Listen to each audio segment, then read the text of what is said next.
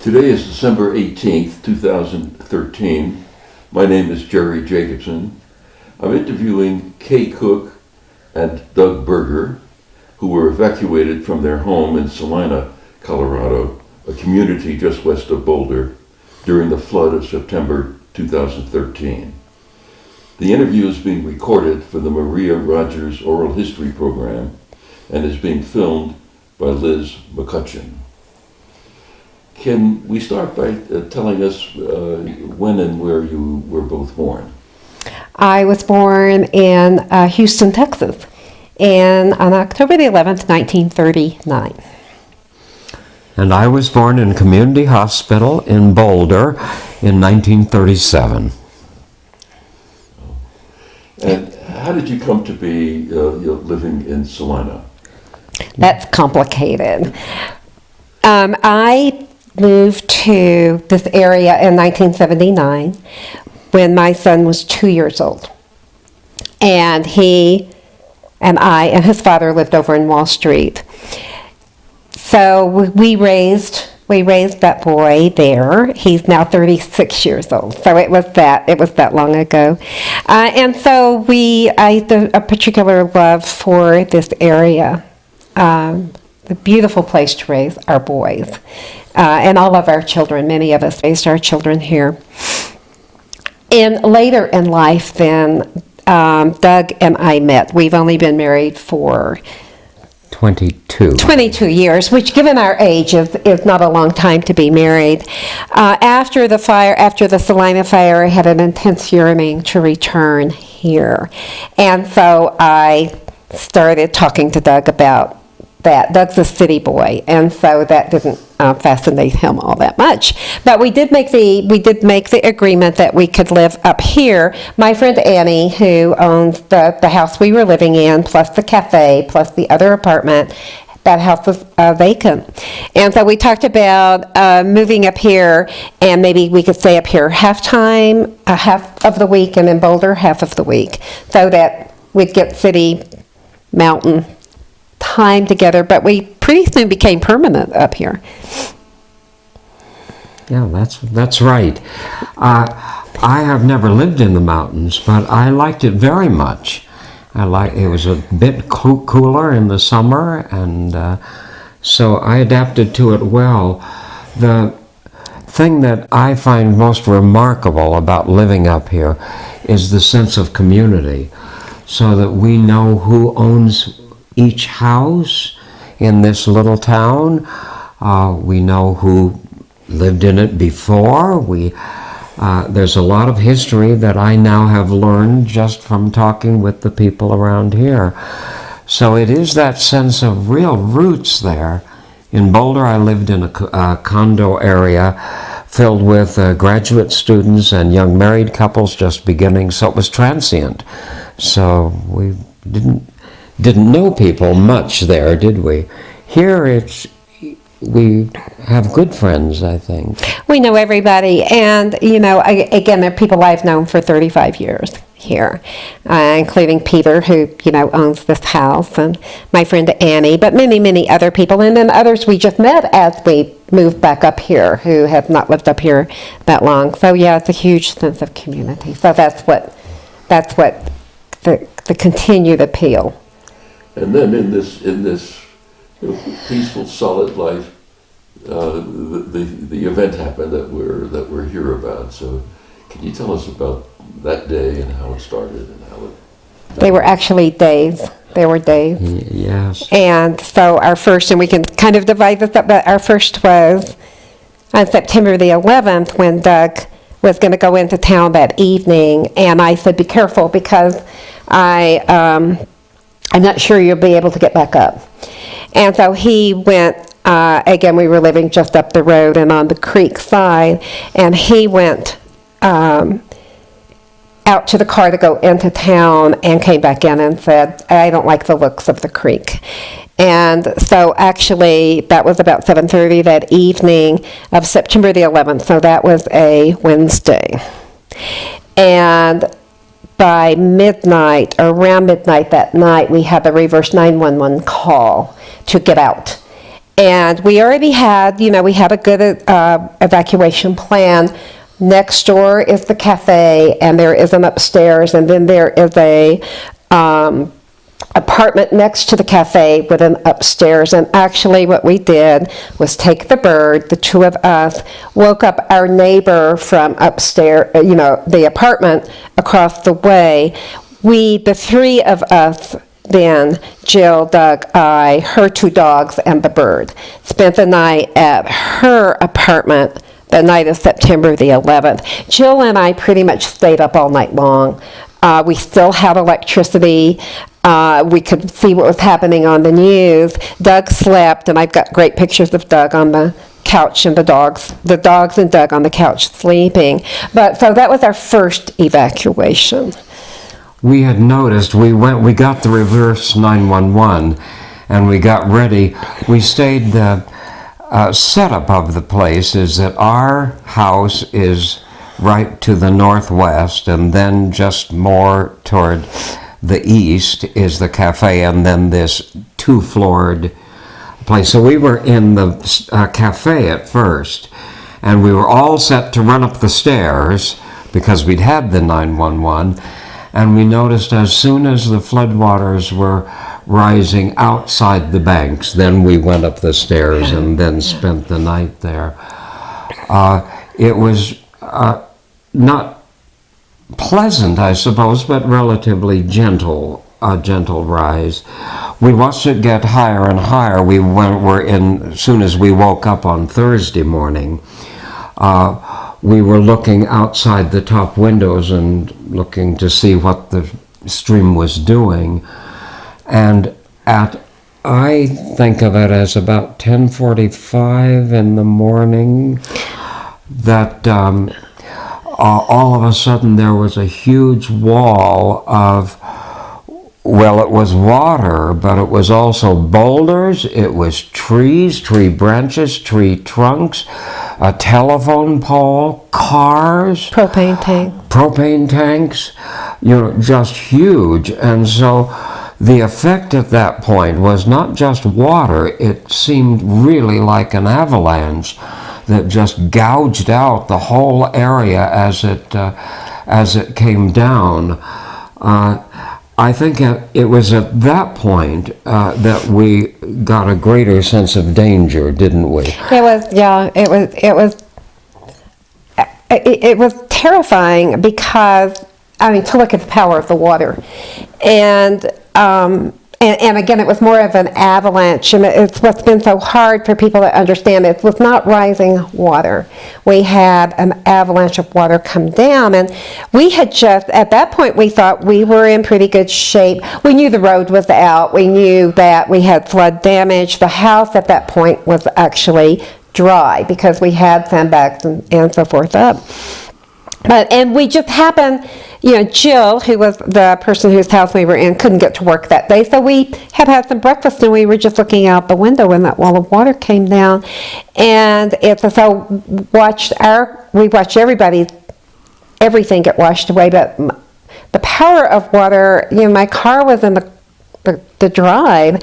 And so I watched my car just roll over and then hit Jill's car, and Jill's car rolled over, and then they both just headed down the stream.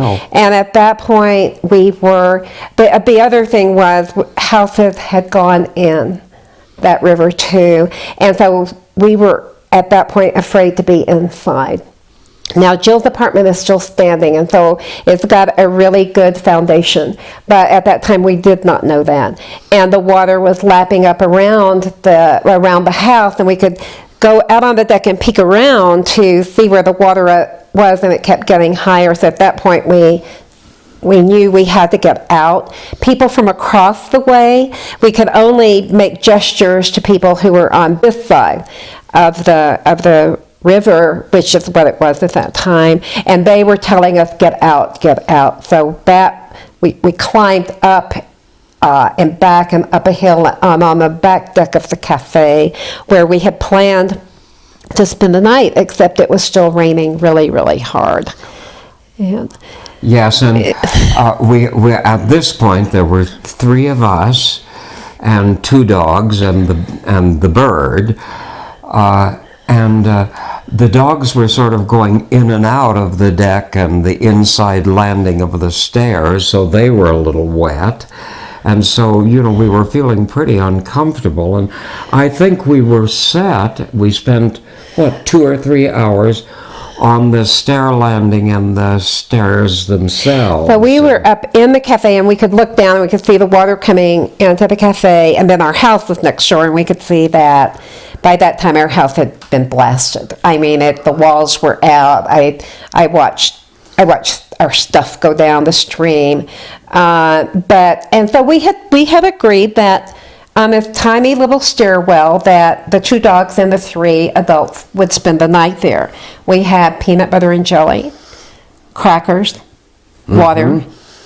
We tried to make a little tent set up with a plastic tablecloth or tarp of some Right. sort for the dogs, because they were not happy very much on the stairs. They weren't happy out being in the rain, and they're very well-behaved dogs, but these were really close quarters, right? Yeah. And and we had blankets. We were wrapped up in blankets. So we were warm enough, and we figured that we could get comfortable enough to sleep, because we knew what we had to do, what we had to be reassured about was that we could get outside and we could get up higher when we needed to do that. But about that time then that we were settled in and thought that we would be spending the night there, Rocky Mountain Rescue came after. That was late afternoon, and there were 3 young people who came from Rocky Mountain Rescue and said, "You really do need to get higher." And so they said, "We know of a cabin that's high and dry, and the woman who lives there has agreed to let us come there." So that's what we did. We hiked across that mountain that's across the road there, Up and then back. and then down to her cabin, which is about the size of this house, perhaps even I don't know, about the same size. And she had a dog. So by this time, in this small area, there were 4 adults, 3 dogs, and the canary. The canary we had left in the 2nd floor of the place where we were staying in the first stage of this drama.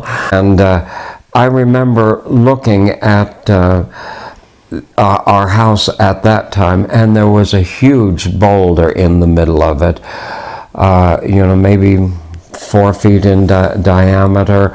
The whole north wall of one of the rooms was removed, was out.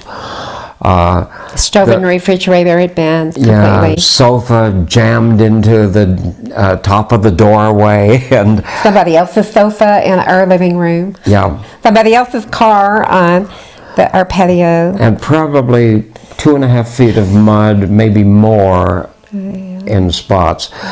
Then it was, of course, unwise to stay there, so we went up to the cabin, and during this time there came many hours in which we had no communication with the outside world. So the internet was down, the TV was down, we had no phone. The best we did was should let you to say about how you finally got a text out to our family. Well, that was actually on Friday, but by this time it's Thursday, and we're up in in Darian's cabin, and again we had seen her twice at the movies that we have up here, and so she did not know us, and she welcomed us into her house, and we spent the night that would be Thursday night. We spent the night at her house. Again, as Doug said, now 4 adults, 3 dogs. Canary's still over at Jill's apartment. And we had food. She had propane, so we were able to cook a dinner. We did that. Another person came up from his cabin. So actually, at times there were 5 of us in that house. But we had a good meal, and we were warm. It was hard to sleep that night because you could hear the trees popping, you hear the boulders coming down. But we did it. she had a lot of candles too, so we could see pretty well. Yeah, really hard thing was that by that time this was making national news, and so I had my iPhone, so my children were texting, but I can get text messages and I can't send them out, and the battery on the phone was dying. So I was sitting there reading that, Mom, are you okay? Mom, your children are worried about you. Mom, please get in touch with us. Mom, this is the third text. Please let us know that you're okay. And there was no way that I could respond to them, and I know they were frantic. They were frantic about us. So then that was that next Friday of I guess probably the second or maybe even the third stage of our rescue, that one person living in a cabin over there had a telephone service for about an hour. And so I ran down there and called my son, and then he was able to call all the rest of the family to let them know that we were rescued and we were okay, but we were not out yet at that point. We had, we had figured out what our dinner would be for that night. We were going to have chicken. We were going to have, so we formed this group of people who did not know each other that well, but knowing that we were glad to be among other people rather than on our own, having to try to figure out how we were going to get rescued and what would ever come of us from this. So I think we were all glad to be with each other. It was initially in the flood unit, it was uncomfortable because, when we did the hike over from the cafe and the apartment there over to the small house, it was raining pretty heavily still. Yeah, slippery. Yeah. And slippery. It was good to have those young people who helped us over there. I do have to tell you that there were 2 young men and a young woman, and the young woman was helping me around, and she said, "How old are you?" And I said, "I'm 76." And she said, "You don't look a day over 70.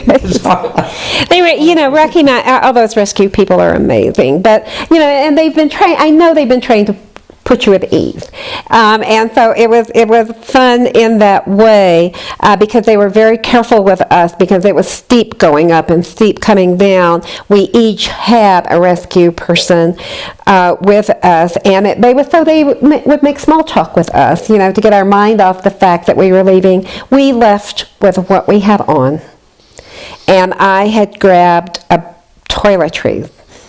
It's like somehow it became really important for me to have my toothbrush, and so I had grabbed toiletries, but we had what we had on, and so we were leaving. As they were rescuing us, we were leaving everything behind, and they knew that.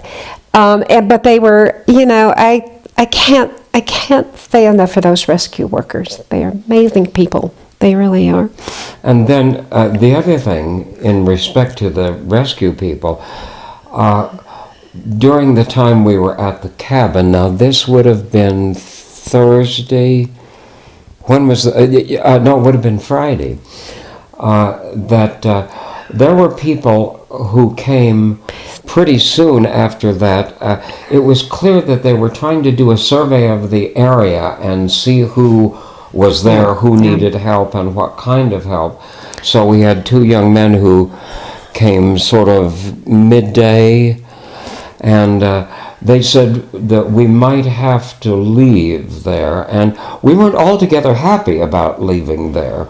We were not certain about what would happen with the animals, and as Kay says, we were feeling comfortable in the house and happy with our lot, and if we were going to leave it, it was the sense of abandonment, particularly at the woman whose cabin it was. She was not keen on leaving it. But then it became clear that we really did have to get out. They said, kept on raining. It just kept on raining. And people said, "Look, we're not going to be up here necessarily within the next week. You can't count on that. You'll be without power during this time. You are really surrounded by wrecked roads and by rising water. You don't know what to expect here." There'd been a horrendous mudslide just next to us the night before, and people were trapped in that. They were rescued, but it was horrendous. And so that had come down the mountain where they were worried about the river coming up to them. Actually, it was and that was just right next door to us. And so it was, we knew it was dangerous. So, yeah. And so then eventually a good many people came from a couple of agencies, right? The rescuers were from Aspen. What do you call that? Freshwater river rescue? This was the, so we were, when they told us we had to get down, and again, this was getting into Friday afternoon. It was actually the Evergreen Swift yeah. Water Rescue Team. And so they had to set up, and again, just across the street, they had to set up their whole system of cables and the little sling that we were put in. And so we waited for a long time for them to get all set up because they had to find stable trees, and the trees were falling. You know, we've lost hundreds and hundreds of trees. So we waited and waited for them, and they finally actually came to get us, and by this time it's Friday evening. And each of us has to go across the Swift water, which was raging. I mean, you know, to look at it out there now, and what we had to be rescued is you know, it's like, did that really happen? That was the you describe it, wouldn't you, as a pulley arrangement, where there were people there pulling on the rope and pulling this metal sling across. Yeah. And you've seen that swift water probably with other rescues that have been done like that. So yeah, it was cables and the sling. And the animals, so we had a kennel for the dogs, and the dogs went over one by one. The people went over one by one. So again, 4 people, 3 people, 4 people, 3 dogs, the canary, each of them going over. And at that point, I thought my canary's going to die, and I don't know what to do. I can't leave him, and I'm just going to do the best I can. But taking him over swift water, and that was, the swift water rescue was only stage 1 of our rescue. I wasn't so worried about that. I just felt everyone knew what they were doing. All of those, the men and women on all of the teams that were helping us were so well prepared and so confident. And so it was a little, there was a bit of frisson as you looked down at the water underneath you, going so rapidly, and you're jerking across that water like that. But it took us a good long time because, again, each of us had to be rescued individually going over that. Mm-hmm. So, yeah. I think it was one of the dogs that was the most frightened. It was hard for the dog to get into the kennel and be closed in, and they managed pretty well. They were great, eventually. yeah. We had been told a little earlier by the people who came earlier in the afternoon to just check on us and to tell us that we would probably be rescued. Said, we're not sure about the bird. When we got there with the larger group and with more experienced people, the leader there said, "Of course." Of course, the bird and the 3 dogs. So once we all got across the river, then we had to hike up this slope behind us, where up in that direction. And by that time, it's dark and raining. It's and slippery. Really deep dusk at the beginning, and then black after that. And I had no light with me. Did you have your? The rescue people gave us the headbands with lights on them. So we got headbands that way, and so that was a big help. And the rest of them, the party, managed really pretty well on this trail. Again, it's slippery because it's raining at that time, and I found it very soon to be more work than I felt comfortable doing. I was really getting some sense of strain in my lower back and getting tired. Okay, very discreetly, one of the rescuers, he turned out to live in Wall Street, and he was in at the 4 Mile Fire Company. He was from that company.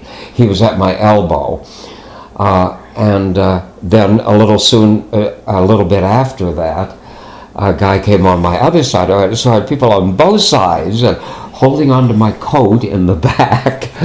Getting him up that mountain. And I'm very grateful. I don't want to give you the sense that in any way I'm making fun of them, but it did have a little sense of comedy to me because, they would point their flashlights down at a rock and they'd say, stand on that, and they'd say, good job, well done. But it really did help me, and I suspect it was about 3/4 of a mile. Then they could get an ATV there, and they put me in the ATV. Now, mind you, the three dogs and the canary, they managed pretty much. Well, canary didn't manage on his own. No, and the thing with Doug has been ill. He's very well right now, but he has been ill, and that's what worried me so much. Is he was in treatment all last year, and so I thought this is gonna trigger that. It's a autoimmune disease, and it's gonna trigger it. So his strength is not what it would have been under normal conditions. We walked, so there is a link, there is a trail and kind of a road between 4 Mile Canyon and Sunshine Canyon. And so what we had to do was, as Doug has described, up here, the steep mountain, and then walk still uphill. It's uphill all the way over the Sunshine Canyon. Doug, there was a 4 mile, there was an ATV and also a 4-wheel drive truck to take you. Did the ATV at first, and then when the road got slightly better, then they had a 4-wheel drive truck. But once again, one of the things that kept us from, I think, just a real sense of panic or trouble is the rescuers seemed so competent and so friendly. When I got in the truck, he said, "Hi, Doug, do you remember me? I was one of the ones who helped you across from the cafe over to the cabin." He was the driver of the truck. So. And again, making talk with us, like we're walking all this way, it's dark, it's rainy, it's slippery. We've left behind everything. And I remember looking as we left, or as, we were doing the swift water rescue, thinking, I don't know when I'll ever see this place again. And I don't know, looking at the little church, which is still standing, at our house, which is not standing. Looking just around at this road all torn up, and I just remember thinking, I don't know what's going to happen. All of us feeling that way. I mean, glad to be being rescued and then leaving behind everything. So then we walk along, this trail in the dark and the rain, and there's okay. Where are you from? So, how long have you lived in Boulder? So, and I know it's small talk, and I'm appreciating it so much. Yeah. That I am there. That I can answer. There were some things that were quite beautiful at that night. You get to the Sunshine Canyon, and you can see all of Boulder, and you see all the lights of Boulder. Yeah. And so that was, I don't know, something that was reassuring.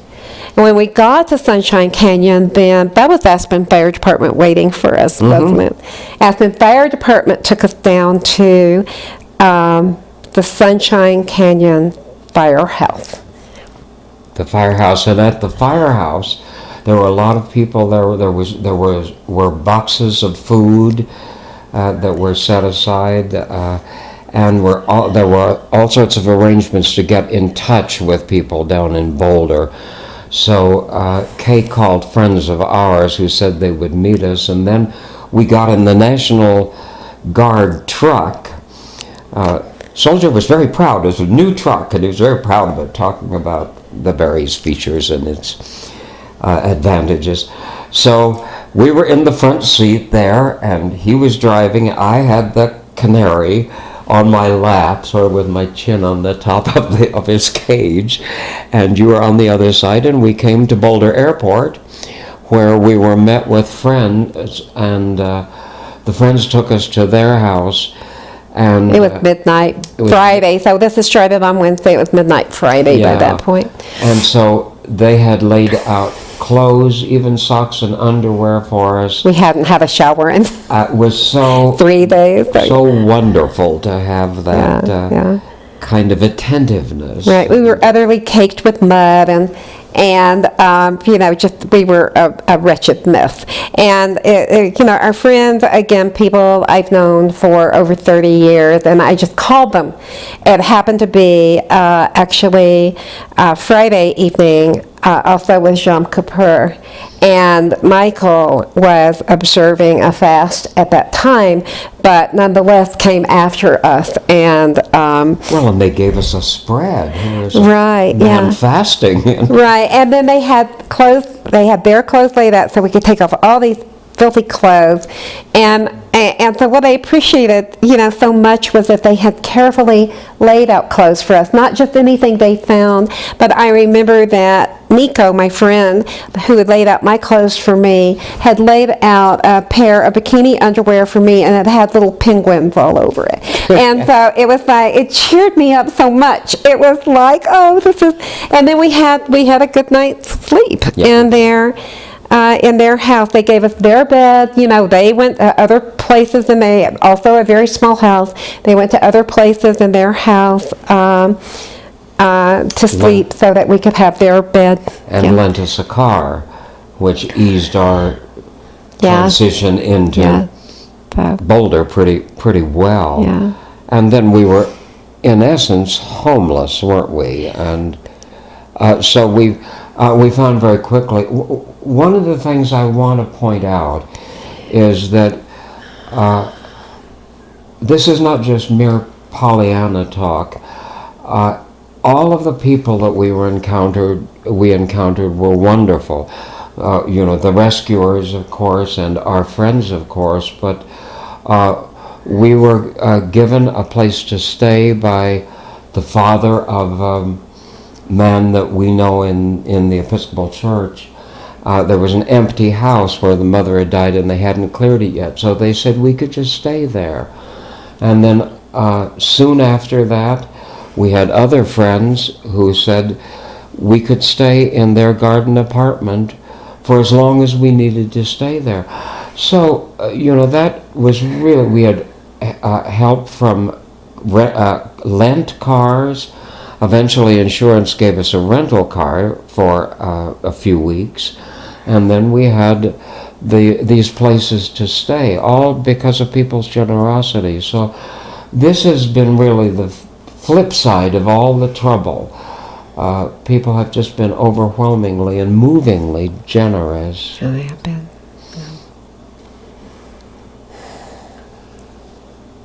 Should we take a break and consider whether we should look at some of the Right, sure, sites yeah, outside? yeah. We can show you where the cabin was and where, We have walked uphill 150 yards or so to the site of the apartment that Kay and Doug had been living in that was destroyed in the flood and mudslides that were taking place. So I'll let them take over and describe. In that depression there with the snow, that's where our house was. And pretty much snuggled up against those rocks, right, Kay? There was a little outdoor area just before that rock cliff, and so while we were watching the floodwaters, it came up just pretty much to the door there, and we then decided that we needed to get higher, and there's a stairway inside there, and then it goes across to that top part there, that top apartment.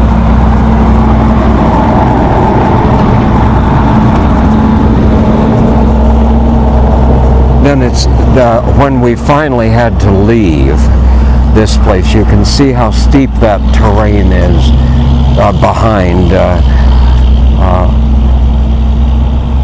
The cafe is, the site of many great dinners, and it's a big community. It's a community gathering place.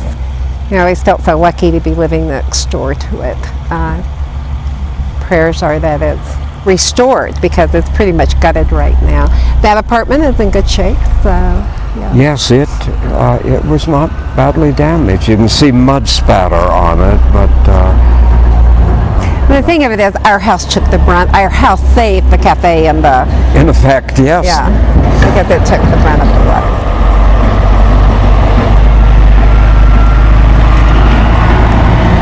Then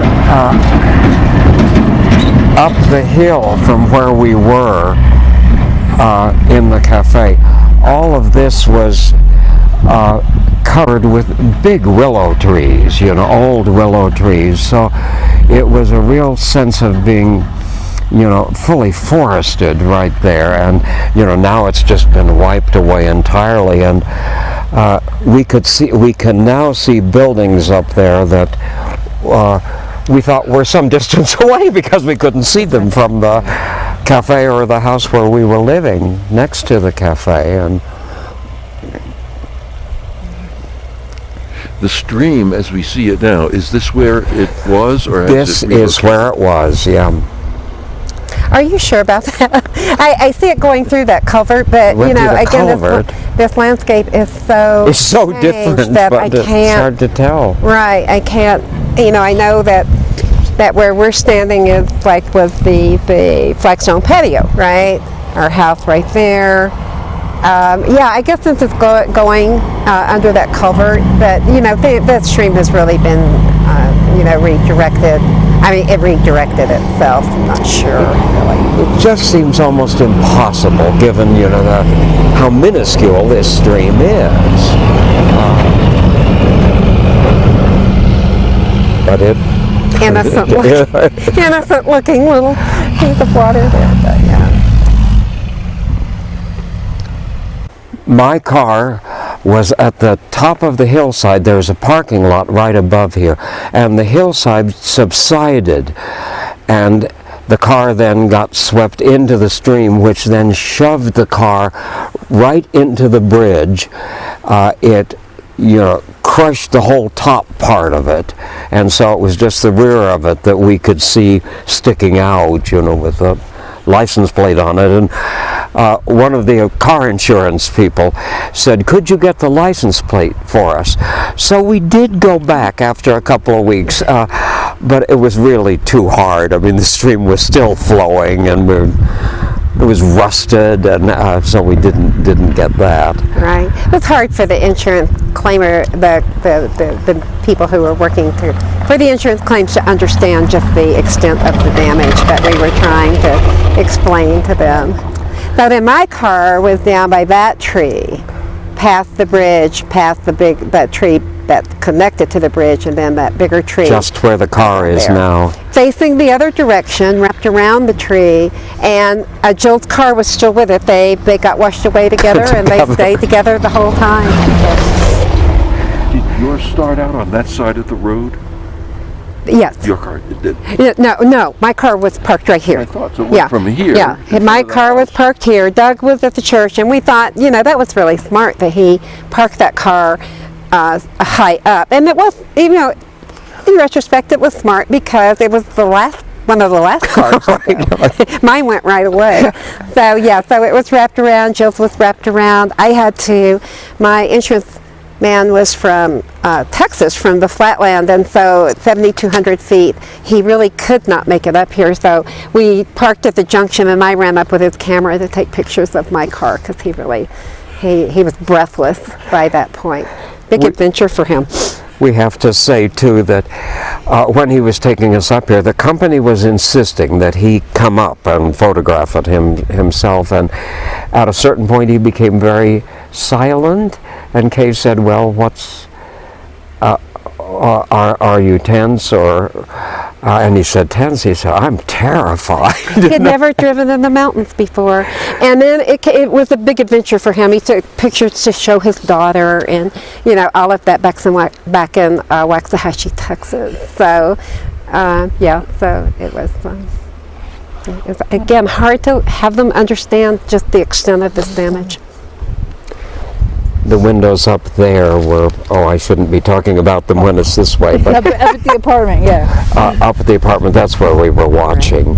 and every once in a while we come out on the deck and just sort of peek around the corner there. And But you what can see was where the happening. water, on Jill's apartment, you can see where how Yes. high that water got. Splashed That's up why we were against it and- terrified. And you could see your car get washed. Yeah, we watched it. It's like it was such a graceful movement for a car, just so gently rolled over. But they had checked with her, Darian, who is in that little red cabin, before they came to get us, asking if it could be a safe house for us, and she graciously said yes. Although again, she didn't know us. And then even when we came in, she didn't realize there would be 2 dogs, but you could see her registering that, and then going ahead with it, saying, And fine, yeah, come Her on. dog is a little touchy. Yeah. And so she wasn't quite sure. And she let him in where the other 2 dogs were and said, okay, let the games begin. And they got along all got right, everything, didn't they? Yeah. They were so, because of that hike, and she had a fire going in that cabin, and we And walked into that candles. warmth. It was we could just, see. yeah. I'm trying to remember, because it has changed so much, of that our cables for our swift water rescue were attached to the strongest trees that our rescuers could find, and so they went from it was a raging river, and so it's changed so much, but they did shuttle us across at this point. Because I remember how we landed up here. I remember walking around, looking at the red barn, and seeing around the corner at the devastation. Then, we had to up here, up both stairs, and up is how we climbed up and over to the road that would take us to Sunshine Canyon. The house that we're standing in front of is the house that had been newly built, and we were scheduled to move into it on a Saturday, and then the flood came the previous Wednesday night and Thursday. So we weren't able to move into it, but we did eventually have, of course, a well-built house that was not damaged by the flood. And so we've been unusually lucky. We've had to shop for furniture, but Right. Now we've had to replace everything, and we've been in it now permanently for about 2 or 3 weeks. We're so glad that we have a home. yes. Yeah, we're so happy about that. Thank you so much, Dave, for giving us this experience that you had. Is there anything you'd like to add, or? I think of nothing. It's been a good experience. Thank you for Yeah. doing this. Yeah, it's been a good, traumatic, beautiful experience.